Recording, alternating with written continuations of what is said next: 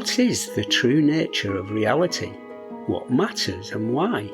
In Douglas Adams' wickedly funny book, The Hitchhiker's Guide to the Galaxy, the answer to the question of the meaning of life, the universe, and everything is 42. In this series of podcasts, we're going to discover the real meaning of life, the universe, and everything.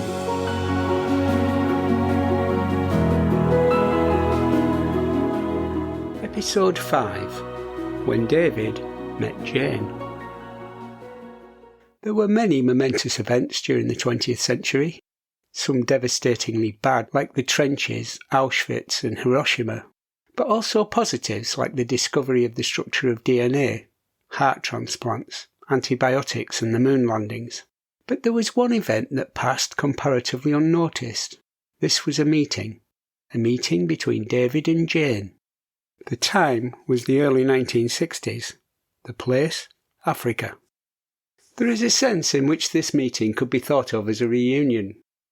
Around about 6 or 7 million years ago, there was a group of animals that lived in the African rainforest. They were the kind of animals that if they were alive today we would call apes, but their world was changing. As a result of climate change, their forests were drying out. This group divided. One left the other in the rainforest to make their way out onto the new grassy plains. It's appealing to think of the two groups looking back over their shoulders wistfully at each other as they parted for the last time. But it may well not have been like that.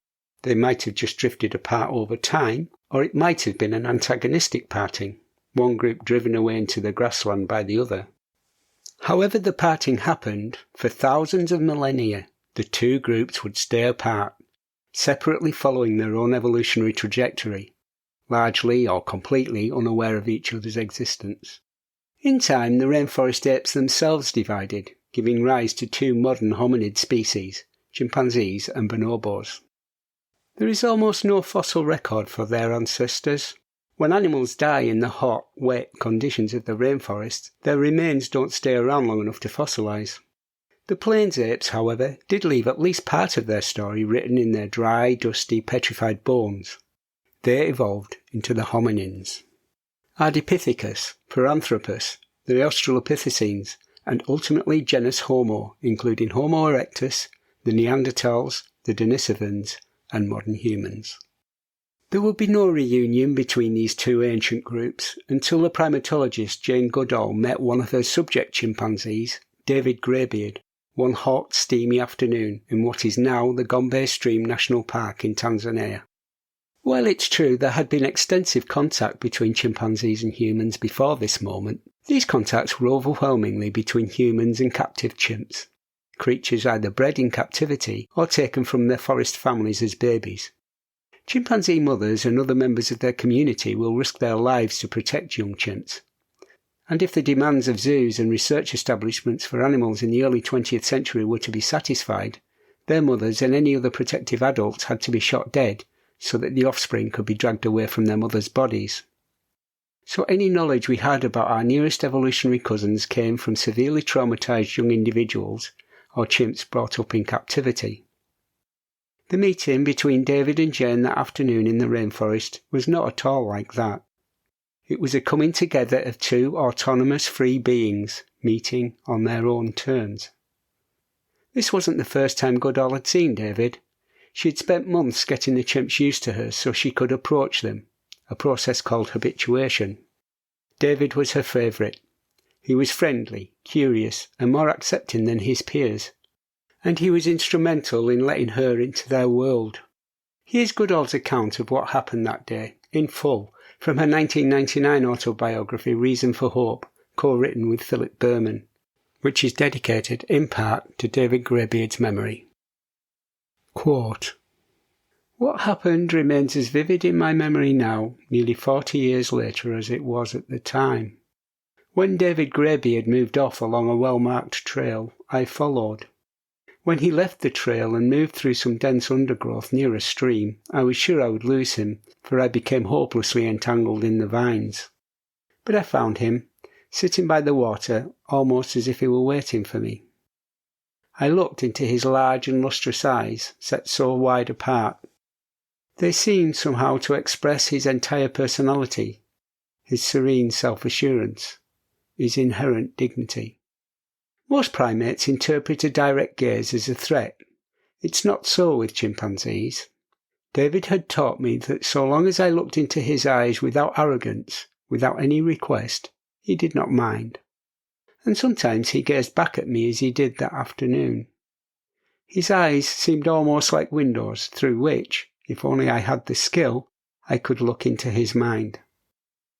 How many times since that far-off day I have wished that I could, even if just for a few short moments, look out onto the world through the eyes with the mind of a chimpanzee. One such minute would be worth a lifetime of research, for we are human-bound, imprisoned within our human perspective, our human view of the world. Indeed, it is even hard for us to see the world from the perspective of cultures other than our own, or from a point of view of a member of the opposite sex. As David and I sat there, I noticed a ripe red fruit from an oil nut palm lying on the ground. I held it towards him on the palm of my hand. David glanced at me and reached to take the nut. He dropped it, but gently held my hand. I needed no words to understand his message of reassurance. He didn't want the nut, but he understood my motivation. He knew I meant well. To this day I remember the soft pressure of his fingers. We had communicated in a language far more ancient than words, a language that we shared with our prehistoric ancestor, a language bridging our two worlds, and I was deeply moved. When David got up and walked away, I let him go and stayed there quietly by the murmuring stream, holding on to the experience so that I could know it in my heart forever. End of quote. I don't know how you reacted to that story, but reading it always brings a lump to my throat. Goodall was, and still is, criticised by some in the scientific establishment for her alleged sentimentalism. Maybe you agree. Maybe you think David was just an ape, a mere chimpanzee. But then, we are mere human beings. David Greybeard also holds another special place in history. He has the singular distinction of being the first non-human animal ever to be observed making and using a tool. Goodall saw him modifying a grass stem to fish termites out of a termite hill. We now know of dozens of other examples of tool use throughout the animal kingdom. But despite this and what I said in episodes 2 and 3, there will be those who will think that I've misrepresented the event just described by saying that it was a meeting of people, when it was just a human encountering an animal. I respectfully disagree. This was a signature moment in human history. This was humankind embarking on one of its greatest feats. It was humanity connecting with its roots. In this episode, there is an important question I'm going to consider, and it's this. Is it appropriate to think of animals like chimpanzees as non-human people? Maybe someone should ask Jane Goodall. Well, as a matter of fact, someone did. It was me. On one of the occasions I met her, I asked her whether we should think of chimps as non-human people. She paused for a moment and said, non-human animals. Something, of course, entirely different. Her books, and those of other primatologists, however, imply something very different. In their pages you read of friendships and fallouts, kindness, grudges, cruelty, coercion, jealousy, bullying, compassion, humour. Chimps have their own form of laughter, warlike behaviour, including coalitions of chimps, and the same competition for status that you would find in any human boardroom. Perhaps even a sense of wonder. And yes, in the middle of it all there is brutal, bloody murder. Each and every chimp has its own personality. In short, reading especially Goodall's work, I found myself reading soap opera. Can you really have soap opera without people? Context is important here. It's perhaps not surprising that Goodall hesitated about ascribing peoplehood to chimps. When she first returned from the Gombe, she was severely criticised by people in the scientific community for ascribing human emotions and behaviours to animals. It was quite wrong, it was alleged, to suggest that an animal could express, say, maternal love, because love, it was argued, is a human emotion. These were very strange arguments. The people making them knew about evolution. They would have known that closely related species would share similar behavioural responses, and that bonding between mothers and their offspring would be of huge adaptive importance in the evolutionary process, and therefore almost certain to be shared across numerous species. These were less enlightened times, and they seemed unable to see that they were applying a double standard. While they insisted on the human-animal distinction in emotional and mental processing, when it came to physical features, they freely allowed the same terminology to be used. For example, they used the same name for a leg in both animals and humans. To be consistent, they should, bizarrely, have suggested that we should confine the use of the word leg to humans and force everyone to say that male dogs cock their canine appendages to urinate. In their defence, though, they would have seen themselves as scientists, with the same commitment to dispassionate argument, rigour, reason and evidence as the non-scientist writing these podcasts. Objectivity in science is essential. The scientific method includes many checks and balances to make sure that the data produced is accurate. Scientists have built mechanisms into the process, such as peer review and double-blind tests, so that we know that, for example, antibiotics, paracetamol and coronavirus vaccines not only work but are safe for the vast majority of the people who take them. Scientists are human too, though, and there have been occasional desperately sad and devastating mistakes such as the thalidomide tragedy. But where the system goes wrong, new procedures are put in place to minimise problems in the future. Scientists who opposed Goodall's methods suggested that she had been anthropomorphic. Anthropomorphism is a very big word with no, or at least hardly any, meaning. It's supposed to mean that it's wrong to assume that any animal has human emotion, and that we can't assume that they feel things as we do. And it is alleged that it is unscientific to allow emotional attachment to the subjects of your study. But this was itself unscientific, because even then the science was in. We knew we evolved, we are animals, so the idea that emotion in humans and animals was in some way different could never have been supportable. Goodall knew intuitively that her opponents in the scientific establishment were wrong, and she wisely ignored them. I've been a bit sniffy about human intuition in these podcasts, but in this case she was right. While it's certainly bad science to develop an emotional attachment to one particular idea or other, then continue to defend it when the evidence shows it's wrong, chimpanzees cannot be understood without seeing them as feeling beings. A dispassionate, objective scientific approach is essential if you want to, say, measure temperature. It works rather less well when we're considering feelings and value systems. There are no thermometers for measuring emotion. As you'll have gathered by now, I want to suggest that animals, including the human one, behave according to their responses to the feelings they have about the world in which they find themselves. So, if we share similar responses to chimpanzees, we need to consider the question of the peoplehood of chimps and other advanced animals in more detail. Let's look at this another way and think about how Goodall might have been right to be cautious about defining chimps as people. This episode's been getting a bit philosophical and heavy. Let's change the tone a bit. Let's talk about sex in chimpanzees. Chimpanzees do not have fathers. Okay, they have biological fathers, of course. They get approximately half their DNA from their mothers and half from their fathers, in the same way that we do. But in a social sense, there is an argument that can be made that they don't have fathers. When female chimps come into season, they advertise the fact by growing a large pink swelling on their bottoms. At this point, they will have sex with many, most, or all of the adult males in their community. This implies that no female knows which male fathered her offspring, and no infant could possibly know who their father is, so that if chimpanzees had a language, it's unlikely that there would be a word for father, pop, daddy, or dad. So it seems that chimpanzee soap opera is missing some important storylines.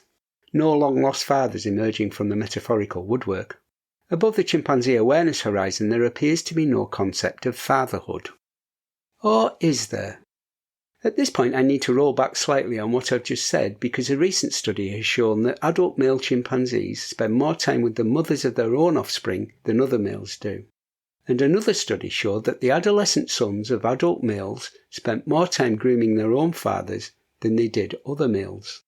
Another study, this time of captive chimps, seemed to show that they could recognise their own family members by their appearance. So although my claim that chimps don't have fathers is not as straightforward as I've implied, these studies don't really prove a concept of fatherhood in chimpanzees, They just show that they seem to know which animals are more closely related to them than others. While, as I've already suggested, maternal love is certainly part of the chimpanzee's emotional repertoire, as is love of their mothers, brothers and sisters, romantic love seems to be largely absent. Female chimps certainly have their favourites among the males, and when they are pink they will sometimes form consortships with a favoured male and wander off into the forest with him, but they don't seem to pair bond in the way that humans and other species do. There are a number of different ways of defining people. You could be pedantic and insist that only humans can be people. This is an easy case to make, if only because there are no Neanderthals or very closely related species alive today to muddy the water. Beings like these would certainly have had language, and the genetic evidence has proved that they had sexual relationships with modern humans. If such species were alive today, it would be very much harder to distinguish between people and non-people. But the idea that only humans are people has something of the Nazi about it. Only people like us count as people. Alternatively, we could insist that only beings with language should count, or that in order to count as a person you need to be the kind of being that you could invite round to dinner. You would be very unwise to invite an adult chimp into your home. You would be putting your life at serious risk. Chimpanzees are famously volatile and immensely strong. And in any case, what would you talk about? I suppose the argument many people will make is that we are intelligent and animals are not. While it's true that chimps only reach the intellectual level of a human 3 or 4-year-old, Goodall and another world-leading primatologist, Frans de Waal, have both indicated to me that their emotional intelligence exceeds that level. Still, we cannot deny that our intellectual capacity is much greater than that of any other animal. Our species' scientific name is Homo sapiens, which means wise man, and I suppose there will be those that think that our intelligence and undoubtedly powerful linguistic abilities set us apart from non-human animals. Some might say that we are more sophisticated and advanced, and we have a higher status. We have risen above them. In our society, to call someone an animal is to insult them. We think of animals as stupid and inferior. They are driven by instinct and have no moral dimension to their lives. But this is just not so. The argument that we are morally superior is an incredibly easy argument to dismiss. In fact, it's so transparently easy that I can do it with one word. Auschwitz. But wait, there is a slightly better argument. While we ponder about what chimps think and feel, they almost certainly don't sit in the trees looking down on us as they reflect on the philosophical implications of what it is to be a chimpanzee as compared to what it is to be a human. There is some anecdotal evidence that chimps might sometimes reflect on the world around them, and that they might have a sense of wonder. Why wouldn't they? We do. But does the complexity of our thought matter? If you listen to episode 3 in this series, you will know that it's not intelligence but feelings that count. Feelings make the universe matter, and we share many of the same feelings with animals as they share with us. Which takes me to yet another argument. Some might try to claim that although chimpanzees have emotion, they don't feel it with the same level of intensity as humans. This seems also to be false. There is another example of chimpanzee behaviour observed by Goodall and her team that puts this idea to bed. Flo was one of the first chimpanzees to be habituated. She looked old when Goodall first saw her, although it was never possible to establish her age. She was a high-ranking female and a good mother. Not all chimps are. And her last surviving child, for want of a better word, was Flint. Flint was very attached to his mother, and as Flo became more aged and frail, she was not strong enough to wean him away from her as mother chimps normally do. Flo and Flint became inseparable. In her weakened condition, she depended on him, and he on her. Here's how Goodall described what happened next in her book Through a Window. You'll need to know that Fifi was Flint's older sister, and also that chimpanzees make nests in the trees where they sleep at night. This is where you might want to get your tissues ready. Quote, Flint was 8.5 when old Flo died, and should have been able to look after himself. But, dependent as he was on his mother, it seemed that he had no will to survive without her.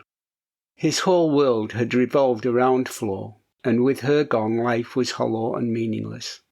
Never shall I forget watching, as 3 days after Flo's death, Flint climbed slowly into a tall tree near the stream. He walked along one of the branches, then stopped and stood motionless, staring down at an empty nest. After about 2 minutes, he turned away and with the movements of an old man climbed down, walked a few steps, then lay, wide eyes staring ahead. The nest was one which he and Flo had shared a short while before Flo died. What had he thought of as he stood there staring? Memories of happy days gone by to add to his bewildered sense of loss? We shall never know. It was unfortunate that for the first few days after Flo's death, Fifi had been wandering further afield. Had she been there to comfort Flint from the start, things might have been very different. He had travelled for a while with Fegan, and in the presence of his big brother he'd seemed to shake off a little of his depression. But then he suddenly left the group and raced back to the place where Flo had died, and there sank into an ever deeper depression. By the time Fifi showed up, Flint was already sick, and although she groomed him and waited for him to travel with her, he lacked both the strength and the will to follow. Flint became increasingly lethargic, refused most food, and with his immune system thus weakened, fell sick. The last time I saw him alive, he was hollow-eyed, gaunt, and utterly depressed, huddled in the vegetation close to where Flo had died. Of course we tried to help him. I had to leave Gombe soon after Flo's death, but one or other of the students or field assistants stayed with Flint each day, keeping him company, tempting him with all kinds of foods. But nothing made up for the loss of Flo. The last short journey he made, pausing to rest every few feet, was to the very place where Flo's body had lain. There he stayed for several hours, sometimes staring and staring into the water. He struggled on a little further, then curled up and never moved again. End of quote. Is there any other way of putting this but that Flint died of a broken heart? When we learned about Nova, we found that feelings make the universe, and especially the living things in it, matter. When we think of the gentleness and compassion in David Greybeard's reassuring touch, and the devastation of Flint's heart-rending loss of his mother, perhaps we're nearing the answer to the question I set in this episode. With certain exceptions like romantic love, chimpanzees and other great apes feel things in the way that we feel them, in every way that it's important. So there seems to be a good case for allowing sentient beings like chimps to be thought of as non-human people. But if we include great apes as people, then, for reasons too involved to discuss in this series of podcasts, we must also include dolphins, whales and elephants as non-human people too. But we also need to acknowledge the differences. Chimpanzees are not people in the same way that we are people. Their behaviour is radically different. And what about other animals like wolves and domestic dogs and cats, whose social organisation is slightly less complex than the animals we've talked about here, and to whom it is perhaps harder to claim them to be people? They have feelings too, don't they? From episode 3, we already know that it's the mattering that matters. On the other hand, it might feel important to maintain a sense of our own status, human specialness in the universe. Those feelings of specialness are feelings too. That's another question we'll need to come back to. So are you convinced? Are chimpanzees non-human people? Hope not. It's not my role to convince anyone of anything. I think it's up to each of us to do our best to match our own beliefs to what is most likely to be omnitrue. But it's not for me to say what that is. It's up to each of us to look at the evidence and decide for ourselves. The only useful role I might have is to point listeners to knowledge and evidence that might be useful. To paraphrase the catchphrase of a popular 1990s television series, the omnitruth is out there. Isaac Newton is alleged to have said that the reason he'd been able to see so far was because he was standing on the shoulders of giants. This modesty might have been uncharacteristic. As I understand it, the man was something of a monster. But for all his failings, he was a genius, and he added new knowledge to the scientific canon. He taught us a lot about the behaviour of light, and came up with a theory of gravity that was streets ahead of what had gone before. I'm not a genius. I've added nothing. All I've done is to repackage what's already there. But if we know anything at all about the nature of reality, we know we evolved. We belong to the genus Homo and the species Sapiens in the order Primates and the class Mammalia. We belong in the animal kingdom. And our feelings, like those of chimpanzees, tell us what's important. Reading books about natural history or listening to nature documentaries, we look at nature from the outside. We learn that this animal looks like this and behaves like that, and this other animal looks like that and behaves like this. Always the assumption is that they are animals and we are not. In Jane Goodall's words, we are human bound, imprisoned within our human perspective. If we know anything at all, we know that we are animals, and we need to put ourselves back into nature where we belong. In the next episode, we will ask what kind of animal we are, and why we are the way we are. Thanks for help in this episode are due to Professor Stacey Rosenbaum at the University of Michigan, and belated thanks to Dr. Jane Goodall, DBE, who wrote to me early in my research about chimpanzee behaviour. I also rather think that she would want me to mention her very worthy charity, the Jane Goodall Institute. And of course, thanks to you for listening.